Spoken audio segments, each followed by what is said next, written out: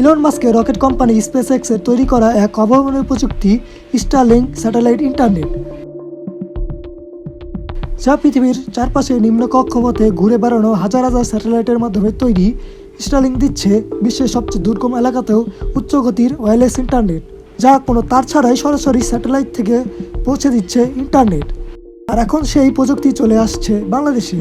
সম্প্রতি স্টারলিংক পেয়েছে বাংলাদেশে ইন্টারনেট সেবা চালুর লাইসেন্স। আর এই খবরই ইতিমধ্যে প্রযুক্তি ও টেলিকম খাতে বিশাল আলোড়ন তুলে দিয়েছে। এই সেবা চালু হলে দেশে কী ধরনের পরিবর্তন আসবে? এটি কি আমাদের দেশের জন্য একটি বড় বিপ্লব নাকি হুমকি?